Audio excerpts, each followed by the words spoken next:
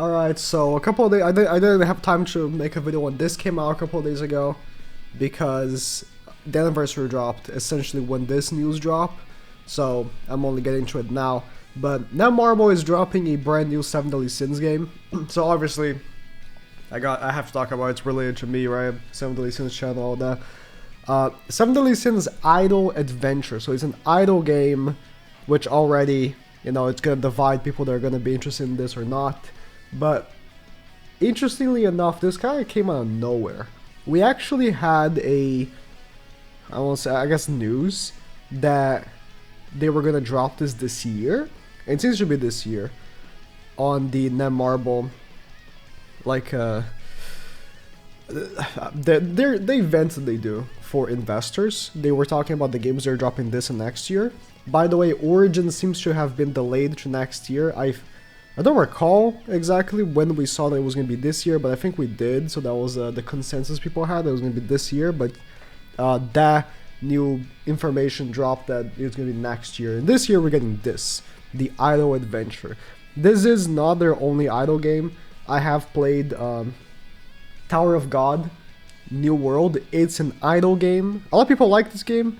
Personally, you know, I played for a little bit. I quite enjoyed it, but I was so far behind because it dropped. I started playing like months after it released, and it was like for me to get to the point where I'm like a medium player, like I'm kind of on the level of even free-to-play players. I'll have to spend so much money or a shitload of time. So I was like, I'm just gonna not and stop playing. But yeah. So, I mean, if you're gonna play this game on day one, you're not gonna have that issue because that's just how it is with idle games, right? It's all about time and slowly progressing, and yeah. So you don't want to be late if you are interested in this. But if you aren't, doesn't matter. You should still pre-register because you're gonna get gems and Grand Cross. So I'll leave a link to all this in the description, but you can pre-register for this game, and you can put in here your email. I'll leave a link to, actually I'll leave a link to this forum post, then you click here because there's more than just this. But right here you can put if you play on Apple Store or Google Play, and then your email. I'm not gonna put my email in here. I guess I could. My email is not private or anything, but and then you're gonna get a coupon code for 30 gems. If you don't know how to use coupon codes in game, you're maybe a new player, I'll leave a link to the tutorial here, but it's very simple.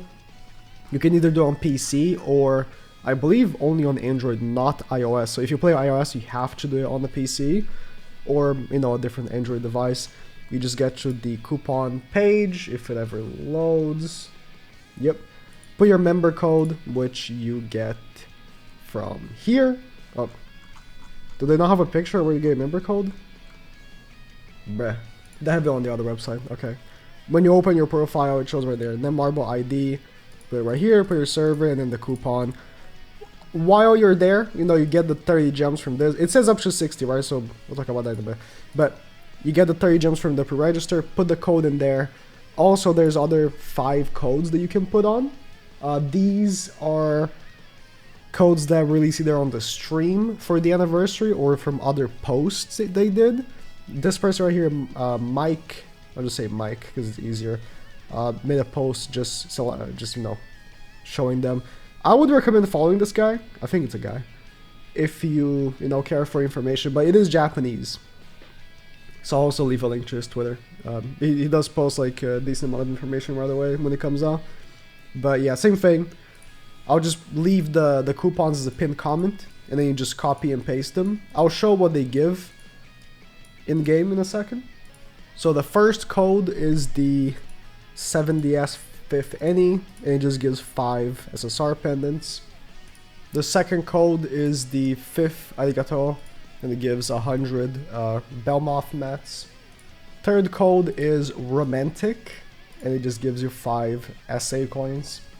Fourth code also gives you 5 SA coins, which is IMSORRY. Next code gives you 100 Demon King mats, and it is OG Demon mats, and it is Sacrifice. And last but not least, the final code gives you 10 gems, and it is the crown. He says, so 1, 2, 3, 3 plus 4, 5. I guess because romantic and I'm sorry gives the same reward. But in any case, extra few rewards, not bad. No, 10 gems, can't complain about that. Now, what about the other 30 gems? So we're getting the 30 just from the pre-register. So we just did that, right? Now, at a different period, so part 2 of a pre-register, it's gonna be another 30. I don't know if you're gonna have to do the same thing again, or you're just gonna get the 30 right away. But it's gonna be at some other time. And I guess when the game actually drops is when you're gonna get the other 30, but you're gonna get 60. Maybe you're gonna have to do something else when the game drops, maybe put another code in. But yeah, you're not gonna get it by the anniversary, unfortunately, right? Not an extra 30 by the anniversary is not gonna happen, but there is another 30 there. Do I recommend, actually playing this game when it comes out? Maybe. I mean, it might not be the worst. I would say, if you have some extra time. So idle games, right?